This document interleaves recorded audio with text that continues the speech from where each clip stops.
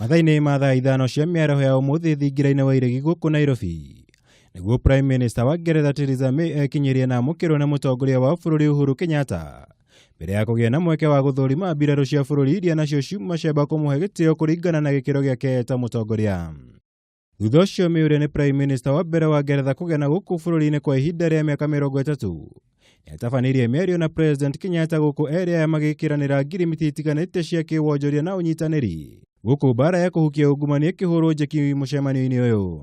This is because fighting corruption is an important aspect of my own legacy program, together with the unity of the country and the attainment of our big four centered around investment in housing, manufacturing, security, food security and universal health.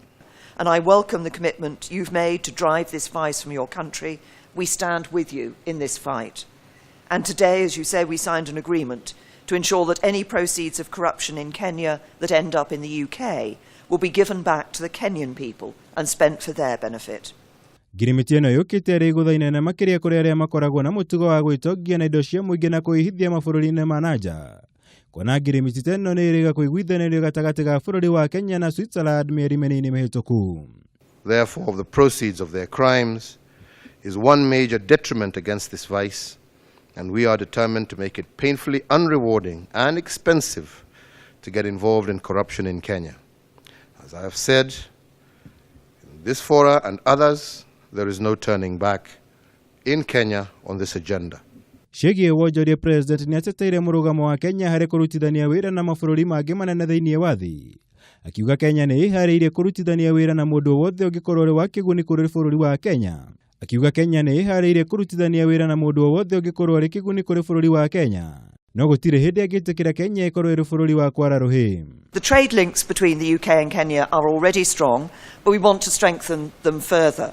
As I've said, we're committed to ensuring that Kenya will retain duty-free and quota-free access to UK markets as we leave the European Union. We want to enhance our trading relationship.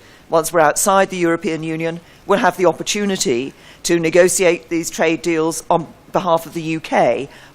Mwena-inĩ wake May nĩeranĩire ũnyiti mbaru wa Ngeretha kũrĩ mbirarũ cia Kenya harĩ kũng'ethanĩra na itoi cia Al-Shabab.